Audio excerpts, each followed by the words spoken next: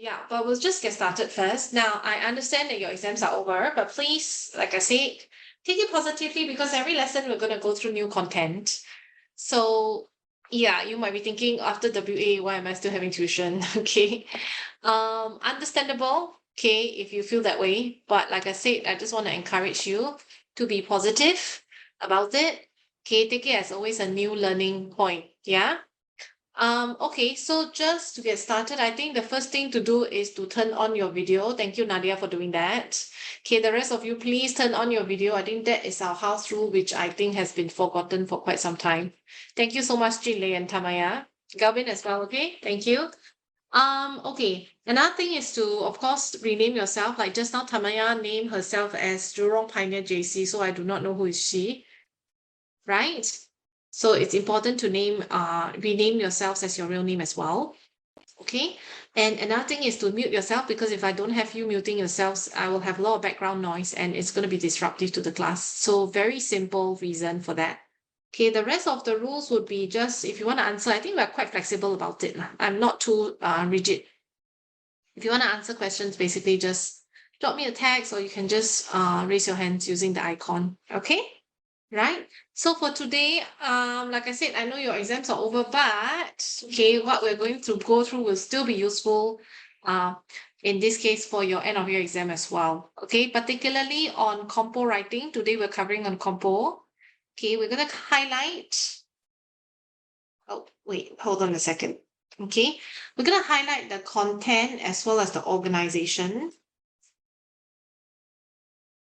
of a personal recount. So this is the genre we're covering. I think for Sec 1 is quite common that you're doing personal recount. If you haven't, then your school probably is going to do in the second half of the year after your June holidays, yeah? And then we're going to also look at some sensory details, some dialogues used, as well as some strong verbs. Okay? By strong verbs, we mean like, for example, to replace said, we will say responded or he hollered back at him. Okay, so those are strong verbs. Basically, they create a more vivid image. In contrast with like said or done or did, right? Or he walked towards me. If I say he sauntered towards me, then it's totally different meaning, and it also creates a different image on the head. In the minds of your reader. Okay, so that's what we're covering. And I think firstly, I'll have to introduce to you the marking scheme because I think it's really important for you to know what you are being marked on.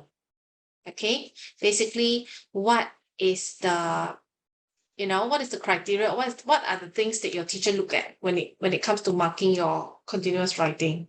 So this is from the SEAB, which is the Singapore Examinations and Assessment Board.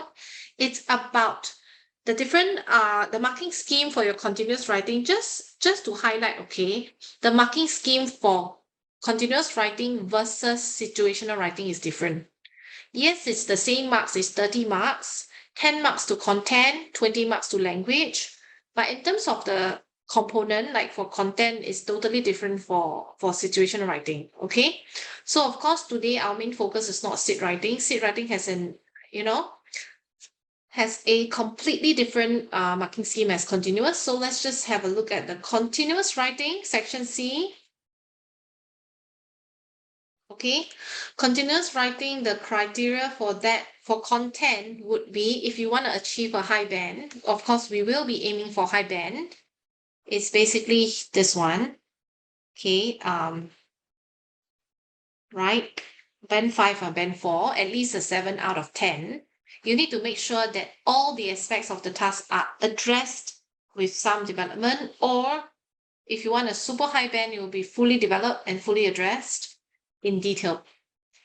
Okay, now this one we're only referring to ideas. So some of you might be wondering, then what about tone and register? What about organization of the ideas? Because this one is all about ideas, right? But in terms of organizing your ideas, it actually falls under language instead of content for a very simple reason. Because if you want to make it more cohesive, if you want your content, your ideas to flow nicely, you have to use you have to use the correct language. You have to make sure that you use like things like connectors, conjunctions to join the ideas. So actually, organization of your ideas actually falls under language instead of content. So that's the reason why language actually is a heavier weightage. It's 20 out of 30. Okay, so as you can see, if you want to achieve band 5, band 4 for your writing, you need to make sure it's coherent, it's cohesive, the ideas, presentation of ideas are all cohesive and coherent. If you want to score a band 4, it's some cohesion, but still coherent presentation of ideas. Okay. Of course, we should not be aiming for band 3 and below lah. But most students would fall under band 3, 9 to 12. Okay, we should be aiming for at least a 13 out of 20 for content, right? At least, yeah. So that's our goal. Then of course, on top of that, they will also be talking about like things like using ambitious vocabulary, okay, proper grammar structures, right? If you want to get high band, you need to make sure that you have an array of ambitious vocabulary and they are not used anyhow. Basically, some people, they want to just, use excessive amounts of ambitious vocabulary and they just throw in anything that they can think of. But if it's not effective, it's not considered effective use of ambitious vocabulary. So if you want to get full high band, you need to make sure that your vocabulary are selectively used. You need to make sure that they're effective and not just anyhow throw in vocab words for nothing, for no reason. Okay. If you want to score a band 4, basically it's sufficiently varied, means that there must still be a variety. It's just that it's not so, not so wide in terms of variety and also in terms of vocabulary, not that ambitious. But you still score quite well if you have your vocab and grammar structure sufficiently varied. Okay, then of course, on top of that, we have our usual things like, for example, vocab, grammar, punctuation, spelling. Vocab, grammar, punctuation, spelling. So all this, everything must be used accurately if you want to score a band 5. If you want to score a band 4, it must be mostly accurate. Okay, so are we clear on what is going to be your, what is the teacher looking out for when it comes to marking your essay? Yes? Okay. Now, another thing I want to highlight is that, do you know the process of how your essays are being marked? Did your teachers share with you? No? Okay. So basically, I think a little bit background, the rest of you should know, I think I've shared with you before. For Tanmaya, since you're new, my background is that I came from St. Hilda Secondary. I was a secondary school teacher there teaching English. So how we mark your essays is that we will look through, okay, for example, myself and another teacher, we are in charge of all the Sec 1 Express scripts. Okay, so assuming we have 6 classes of Express class in the school, each class has about 35 students. So we have roughly about how many scripts to mark? About 100 scripts each. Each of us have to mark 100 scripts, right? During like after WA or after your end of year exam. So when we mark 100 scripts, it's impossible for us to compare all 100 scripts or sit down and read through all 100 scripts again. So for example, Nadia is the other teacher, right? So Nadia will mark 100 and I'll mark 100. And what happened is that after that, I will choose 5 samples of high ability, medium ability, and low ability each. Okay? So then after that, I'll sit down with Nadia. So assuming Nadia is the other marker for Sec 1 Express stream. So then we'll sit down and then we'll discuss, okay, I'll take out my 5 higher ability students. I've awarded them maybe 23 out of 30 or 24 out of 30. And then the teacher will be asking, the other teacher, Nadia, will be asking me, okay, why do you award her this marks? And I have to justify, right? So after that, we will come to a consensus whereby, oh, I don't think you should award her this many marks because she's made quite a handful of punctuation errors, for example. Okay, then we'll rationalize and we'll come to a consensus on what marks to award. Now, in a case whereby there are disagreements, like, we don't agree on certain marks, then we will escalate it up to the HODs and they will decide how many marks does this student deserve. So that's how. And of course, we are not just comparing the higher ability. We'll also take a few of our middle ability students, like maybe some students scoring 17, 18, 19, around there, mid ability, right? So then we'll compare, okay, why do you award her 18? Yeah, she didn't do too well. Her ideas are not coherent and all. Yeah, but she still did quite okay for her content. Her content is still related, it's not out of topic and all. Yeah. And of course, we also do that the same for the lower ability. Why do you fail this student? Why did student get 13 out of 30? Right? Yeah. So that's basically the process of marking. So I think you really need to understand how your essays are marked. I think a lot of times students, they are clueless. They don't know. Maybe your teachers don't share with you how they mark your essays. Okay. And the most important thing is that I think you need to know the marking scheme. If you do not have a copy, okay, this is the one that I've just gone through with you. You can always go search it up on Singapore Examinations Board. This is the marking scheme. This is the exact marking scheme that your O-levels examiners or markers are going to use also when they mark your essay. So it's important to know what the markers want so that you can deliver and you can score well. Okay, right? So this is the marking scheme. We've gone through the marking scheme. We are going to go through, okay, so basically, at this point in time, what we are doing for today's compo exercise is that we are going to analyze a piece of writing, okay, a piece of personal recount writing.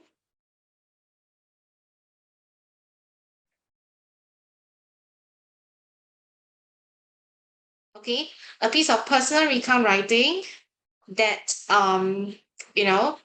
that's written by a student, and we are looking at it from a marker's point of view. How are we going to award marks, and whether or not it's been written well enough to score a high band. Okay, so the personal recount topic is that write about a time when a moment of distraction.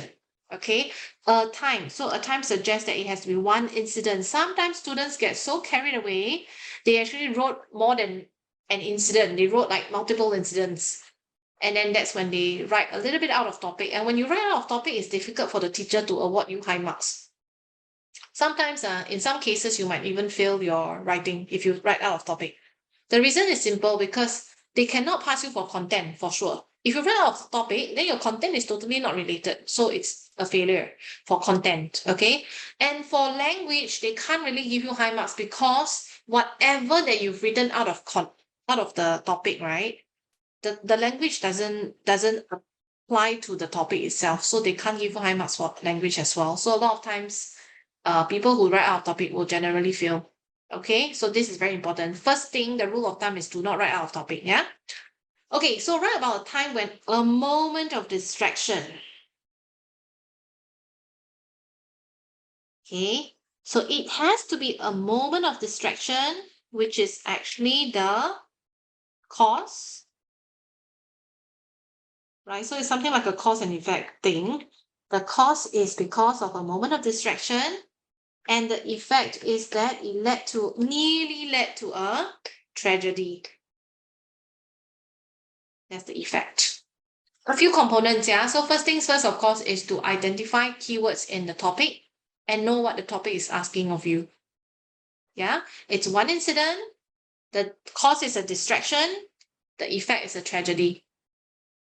Okay, so let's analyze what this person has written. Any volunteers to read first paragraph? No volunteers? No volunteers, then I'll spin the wheel.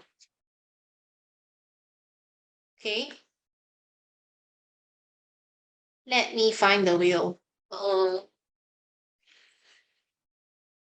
Okay, let me change the wheel's name to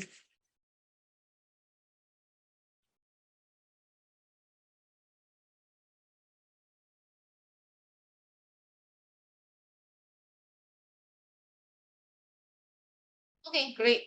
Okay, because usually my secondary school's classes they are less responsive. The primary school kids, they're very eager to answer. Okay, but my secondary school class students, they are generally a bit more shy. I don't know for what reason, but since it's the case, right? So I think I will just use the wheel. If your name has been chosen, you will have to read the paragraph, okay? Let's do this.